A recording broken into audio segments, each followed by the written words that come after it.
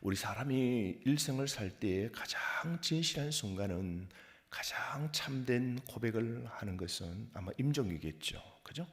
사람이 세상을 떠날 때, 그때 평강한 척, 그리고 아무런 일이 없는 척, 신앙이 좋은 척, 그리고 그렇게 우리 일생을 살아도 죽음의 문턱 앞에 딱 서면 진짜 벌거벗긴 모습으로 우리의 삶이 그대로 꾸미지도 않고 그대로 우리 앞에, 사람 앞에 마주 대하게 되는 것이죠. 그래서 일생을 무엇을 사랑했는지, 그리고 무엇 때문에 무너졌는지, 어디에 무엇을 믿고 의지하여 살았는지 낱낱이 다 드러나는 겁니다. 호스피스 병동에 있었던 사람들의 이야기를 들어보면 그 죽음의 임종을 많이 보지 않습니까? 그래서 그 죽음의 임종 자리에 있을 때에 임종을 앞둔 어느 한 노인이 자녀를 불러 세우더니 오랜 동안 잠시 침묵을 그렇게 하더랍니다. 그리고 마침내 이런 말을 합니다. 나는 정말 평생 노력하려고 그렇게 살았다. 그런데 돌아보니까 내가 노력하고 최선을 다하고 내 성경, 내 목표를 위하여 열심히 달렸는데 돌아보니까 사람이 없더라. 뭡니까? 재산 이야기가 아닙니다. 자기의 업적 이야기가 아니었습니다. 마지막 순간에 남은 것은 무엇이더라? 관계였다는 거죠. 그리고는 후회였습니다. 더 사랑할 걸, 자녀를 잘 챙길 걸, 주변의 사람을 볼 걸. 여러분, 우리가 오늘 이 본문의 장면도 야곱의 마지막 장면이죠. 우리가 창세기 1장부터 지금까지 새벽을 달려와서 이제 50장 되면 끝납니다. 그러니까 긴 새벽을 이어서 우리는 창세기 한 권을 뗐다는 게 여러분 참 대단하죠. 우리가 주일날 창세기 1장부터 시작해서 50장까지 설교를 나누면요 한 3년은 가야 되지 않겠습니까?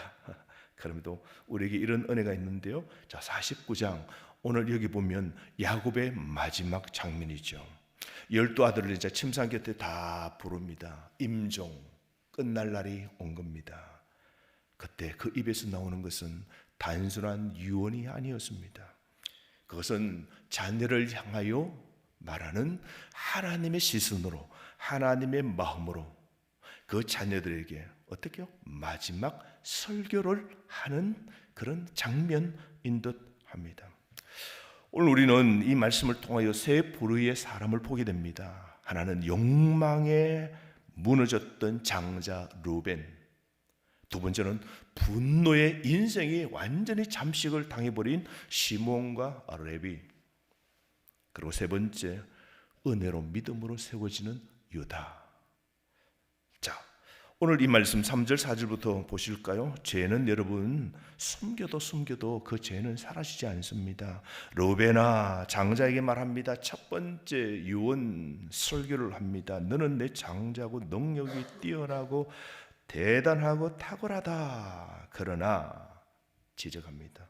뭐라고요? 물에 끓음 같았은즉. 물을 팔팔 끓이면 어떻게 됩니까? 하겠죠.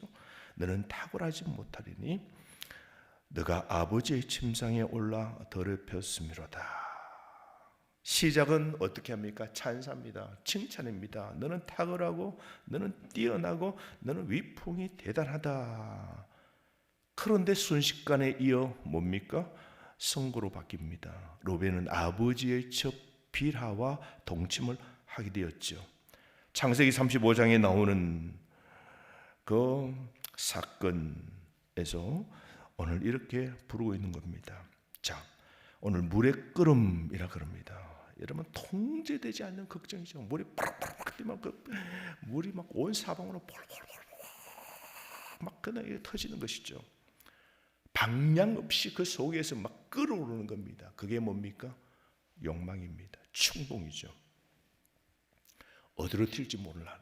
르우벤은 그 마음속에 욕망이 끓어오는 것을 통제하지 못했던 겁니다. 르우벤의 문제는 능력이 부족 아닙니다. 뭐라 그래요? 아버지가 너는 탁월하고 위풍이 대단하다 그랬어요. 그러니까 가진 재주와 보이는 외모는 출중했습니다. 한마디로 말하면 성공할 수 있는 모든 머리와 그 위풍이 있고, 그리고 멋있고, 그리고 지혜로웠습니다. 그런데 능력 부재가 그 인생의 발목을 잡은 것 아니라 그럽니다. 뭐라 그럽니까? 물의 끓음같이 자기가 자기 자신을 다스리지 못했다는 겁니다. 오늘 시대 보십시오. 욕망에 솔직해라. 너 끌리는 대로 해라 그러죠. 너 마음이 끄는 대로 하라. Just do it. 해버려라. 통제하는 것도 없다고 해버리라. 너 마음대로 하라 그러죠. Just do it. 여러분 그게 나이키 광고할 때 그렇지 않습니까? Just do it. 해버려라. 너 자신을 통제하지 말고 억제하지 말고 해버려라 그러죠. 오늘 로벤이 그런 삶을 살았습니다. 그러나 성경은 말합니다. 욕망을 따라가면 자유가 아니고 파괴라는 것을 말씀하죠.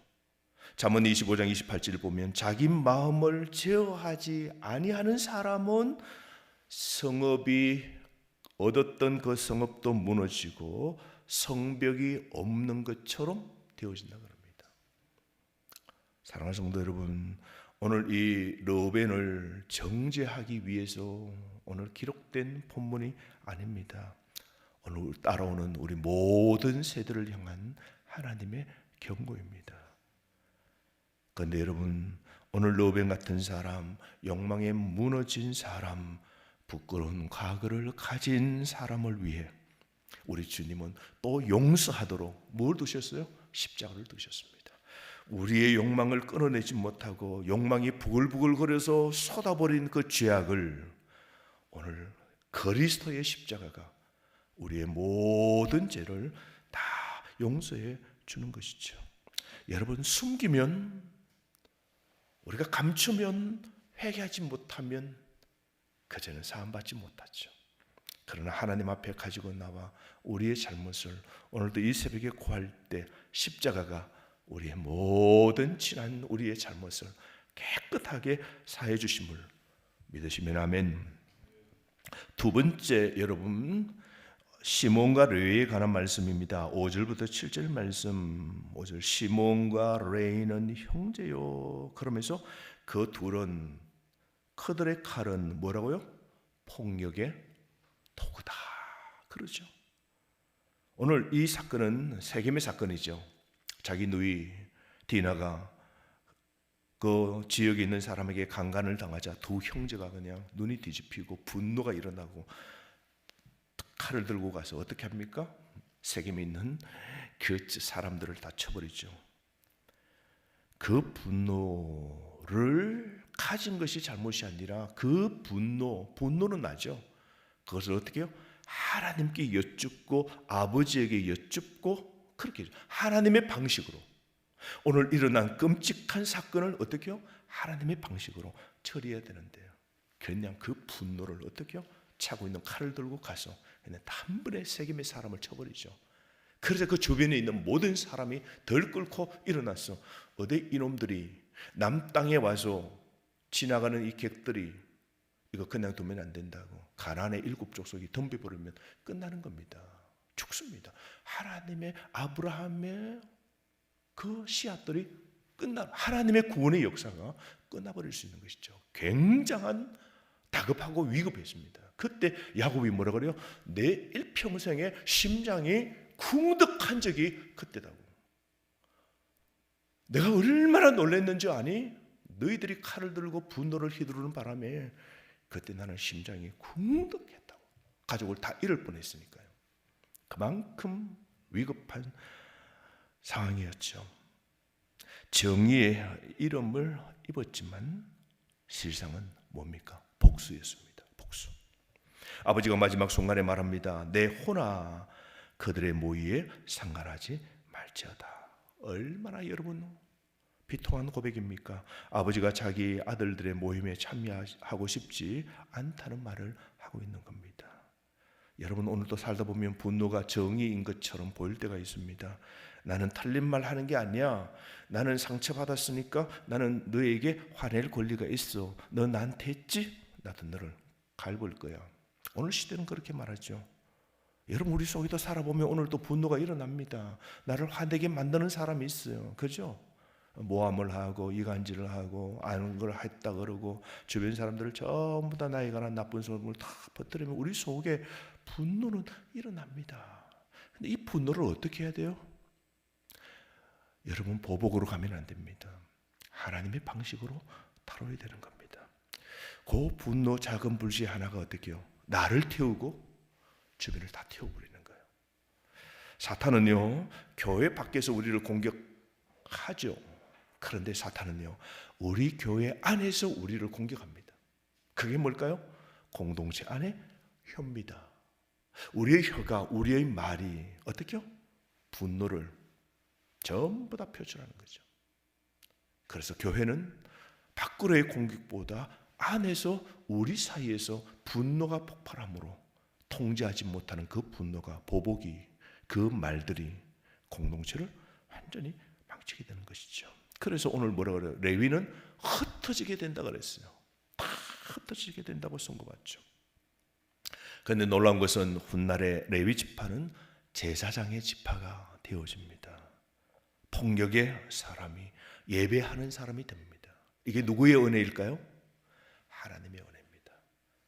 하나님은 한번 과거가 망쳤다고 영원히 서지 않는 것 아니고 실수하고 무너진 그 자손을 들어 예배하는 자로, 예배하는 후손으로 하나님이 만들어 놓으신 것이죠.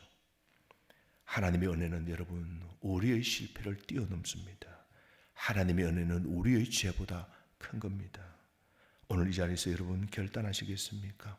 상처를 오늘 퍼뜨리는 사람이 아니라 회복하고 용서를 흘러보내는 그런 사람이 되시겠습니까? 정의의 칼을 차고 휘두르겠습니까? 아니면 이 하나님의 복음을 담고 오히려 그 상처를 사메어주고 오늘 용서해주는 그런 사람이 되겠습니까? 오늘도 한우 믿음 안에 우리가 삶을 살아야 되지 않겠습니까? 오늘 세 번째, 하나님은 유다를 통해서 왕을 보내신다고 약속합니다. 이 유다의 자손들, 관한 말씀인데요 8절 보십시오. 유다야 너는 내 형제의 찬송이 될지어다 라고 하면서 우리 10절 말씀 한번 읽어보실까요? 10절 시작. 규가 유다를 떠나지 아니하며 통치자의 지팡이가 그발 사이에서 떠나지 아니하시기를 실로가 오시기까지 이르느니 그에게 모든 백성이 복종하리라다. 여러분 왜 유다입니까? 첫 번째 장자는 누굽니까? 르우벤입니다. 어쩌면 요셉이 더 훌륭한 가족을, 가문을 살리는 그런 훌륭한 인물입니다.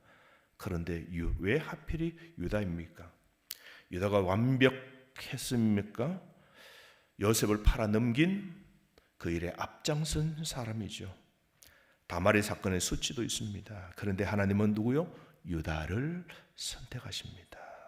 여러분 창세기 후반부터 유다는 달라집니다. 베냐민 대신에 자기가 종이 되겠다고 그렇게 나선 사람이죠. 형제를 팔던 사람이 이제 형제를 위해 자신을 내놓은 사람이 누구입니까? 유다입니다. 은혜는 사람을 바꾸는 겁니다. 큐라고 그랬습니다. 큐가 뭐냐면요, 이 고대에 보면 왕들이 이 드는 지팡이죠. 별, 군대 가면 별, 스타가 되면 100가지가 바뀐다 그러는데 그 중에 권총도 주지만요, 헬기도 나오지만요, 사령관, 별 스타가 되면 이런 지팡이 하나 나옵니다. 촥 지시하면 그 사단장의 군사들이 전부 다 움직이게 됩니다. 이 지팡이 하나에 그 지팡이는 능력을 상징합니다. 큐라고 그럽니다. 큐, 왕권의 지팡이입니다. 통치의 상징이죠. 그 왕권이 뭐라 그래요? 유다를 떠나지 않겠다. 언제요? 실로가 오시기까지라고 그럽니다. 유다의 지파에서 장차 훗날 누가 나옵니까? 다윗이 나옵니다. 왕이 나오죠. 그 다윗 뒤에 진정한 참된 왕 중의 왕 누가 나옵니까? 예수 그리스도가 나오는 겁니다. 11절 12절 말씀 보십시오. 그의 나귀를 포도나무에 메고 그의 암나귀 새끼를 아름다운 포도나무에 메고 그 옷을 포도주에 빨고 그 복장은 포도주에 빨리로다. 그 눈이 포도주로 인하여 붉겠고 그 이는 우유로 말미암아 희리로다. 여러분, 이 이스라엘 가면요, 이 과일 가운데 풍성 번영을 상징하는 과일이 있습니다. 그게 포도입니다. 또 하나는 석류입니다. 석류가 어때요, 여러분? 석류 하나 맺히면 익으면 어떻게 돼요? 딱 벌어지면서 그 안에 있는 석류의 알갱이들이 팍 밖으로 튀어나옵니다. 꽉 차 있죠. 엄청난 그 막 알알이 차 있는 그 꽉 채워진 복을 말합니다. 포도송이 보십시오. 포도송이 얼마나 송이가 달립니까? 하나님의 번성, 하나님의 복을 상징합니다. 이 포도주가 얼마나 넘치면 포도주를 먹고 즐기고 마시고 포도주의 옷이 적셔지게 되고 막 넘쳐나는 복의 복을 유다가 받을 것이다. 그 말을 합니다. 메시아의 우리 하나님의 왕국도 어때요? 넘치고 넘치고 넘치게 되는 겁니다. 우리 하나님의 나라는 완벽한 우리 하나님의 나라는 번성이요 이 땅의 모든 완성의 완성입니다. 아멘이십니까?